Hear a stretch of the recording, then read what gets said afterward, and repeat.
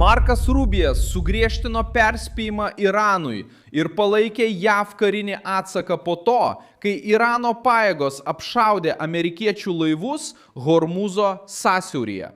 Šį penktadienį, 2026 m. gegužės 8 d. frazė, kuri išreiškė Vašingtono poziciją, buvo tiesi. Tik kvailos šalis neatsako, kai į jas šaudo. Galingiausias Jungtinių valstijų valstybės sekretorius pareiškė, kad amerikiečių eskadriniai minininkai buvo tarptautiniuose vandenyse.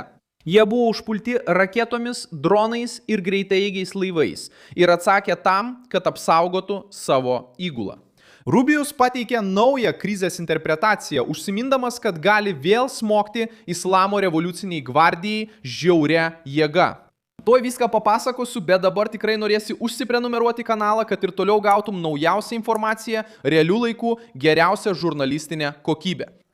Pagal patikimumo standartą Milisonas Alvesas.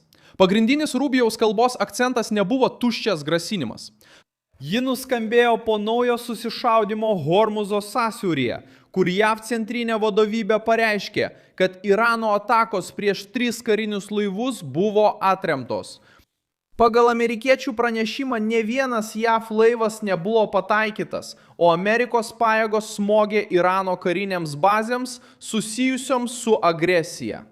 Trumpas taip pat pareiškė, kad 3 eskadriniai minininkai išvyko be žalos, o Iranas patyrė nuostolių tose vietose, iš kurių buvo vykdomos atakos. Amerikos laivai dalyvavo jūrų kelio atidarymo operacijoje. Operacijoje Laisvės projektas, kurią Vašingtonas pristatė kaip gynybinę ir skirtą apsaugoti komercinių laivų judėjimą. Rubijus atskyrė šį etapą nuo operacijos Epinis įniršis, kurią jis paskelbė užbaigta po to, kai buvo smogta Irano kariniams taikiniams. Pasak jo, naujas etapas yra labiau apribotas – lydėti, koordinuoti, saugoti maršrutus ir reaguoti, kai įvyksta ataka.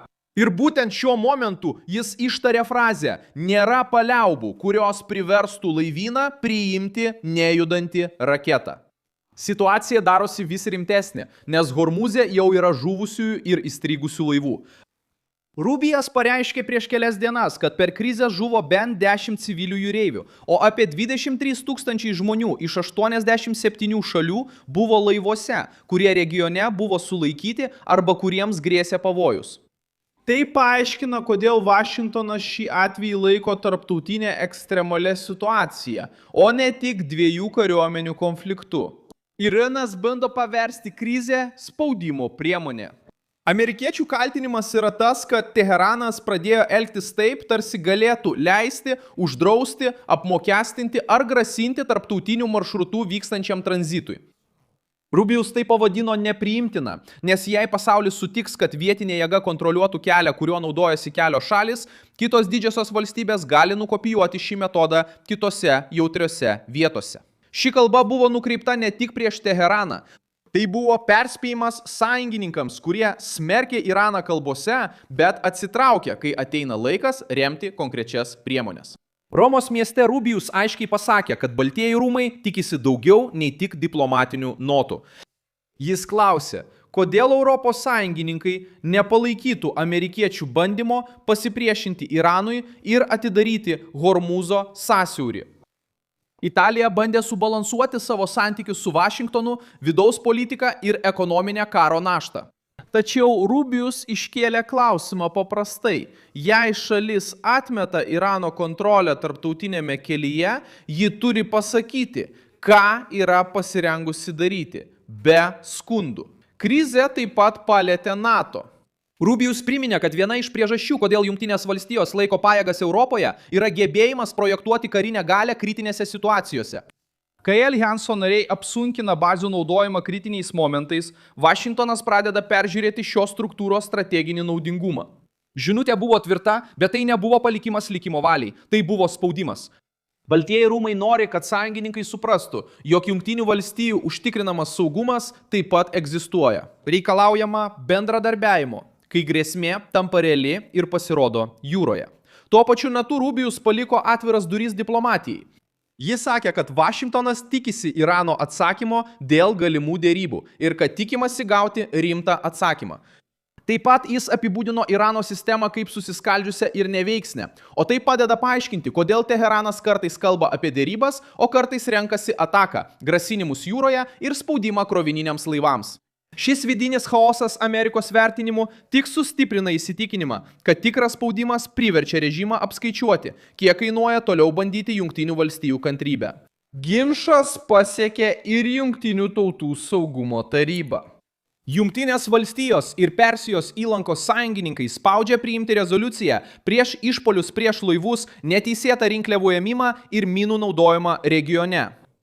Irano atstovas kita vertus sąlygojo jūrų eismo normalizavimą, nuolatinių karo pabaiga ir Amerikos blokados panaikinimu.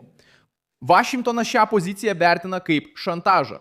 Iranas kelia pavojų jūroje, sulaiko laivus, o tada bando dėrėtis dėl savo pačios sukeltos problemos pašalinimo, tarsi siūlytų stabilumą. Rubijus taip pat susiejo Irano elgesį su sąjungininkų grupių naudojimu regione. Kalbėdamas apie Libaną, jis pavadino Hezbollah Irano agentų ir pareiškė, kad ši grupė kelia grėsmę Izraeliui, Libano vyriausybei ir pačiai Libano gyventojų bendruomeniai. Vašingtonui logika yra ta pati. Teheranas naudoja tiesioginės pajėgas jūroje ir netiesioginės pajėgas sausumoje, kad išplėstų savo grėsmės galią. Skirtumas dabar tas, kad Trumpas pakeitė Amerikos atsako tempą. Jei grėsmė nukreipta į amerikiečius, laivus ar gyvybiškai svarbius maršrutus, reakcija neapsiriboja pareiškimais. Rubio frazė primena seną JAV saugumo politikos modelį. Kai amerikiečiai yra užpuolami ir atsakomybė priskiriama priešiškam režimui, Vašingtonas bando atkurti atgrasymą jėga. 1986 m. balandžio 15 d. Ronaldas Reiganas įsakė surengti atakas prieš taikinius Libijoje po išpolio prieš Labelę diskoteką vakarų Berlyne, kurią lankė Amerikos kariškiai. Per ataką žuvo 2 Amerikos kariai ir 1 turkų moteris. Dar daugiau nei 200 žmonių buvo sužeista. Atsakas pavadintas Operacija Eldorado kanjonas buvo pristatytas kaip atsakomoji priemonė prieš teroristinės veiklas priskiriamas Muamaro Kadafio režimui. Istorinė pamoka yra griežta. Kai diktatūra išbando Amerikos ribas, delsimas gali atrodyti kaip silpnumas, o silpnumas gali išprovokuoti naujus išpolius. Rubijus pasakė tai kitais žodžiais, bet logika panaši. Didžioji valstybė, kuri nereaguoja, kai jos jėga yra pažeidžiama, moko priešą kartoti smūgį. Kitos šalis taip pat jau parodė, kad blokados, invazijos ir išpoliai prieš strateginės maršrutus ar teritorijas retai lieka be pasekmių. 1982 metais Argentina įsiveržė į Malvinų salas, o Jungtinė karalystė išsiuntė jūrų pajėgas saloms susigrąžinti ir užbaigė karą Argentinos pralaimėjimu. Dabar kitas žingsnis priklauso nuo Teherano. Jei Iranas atsakys rimtų pasiūlymų, dėrybos gali judėti į priekį spaudžiant Amerikai. Jei Iranas toliau naudos raketas, dronus, greiteigius katerius ir neteisėtai kontroliuos eismą, Jungtinių valstijų karinis jūrų laivynas ir toliau turės teisę gintis. Aš esu Milsonas Alvesas, internacionalistas, ir mano tikslas – kasdien suteikti jums patikimą informaciją. Naujienų nuorodos yra vaizdo įrašo aprašyme. Paspauskite patinka šiam vaizdo įrašui, užsiprenumeruokite kanalą ir pabaigoje peržiūrėkite komentarus, kad dar labiau įsitrauktumėte į Milsono Alveso bendruomenę.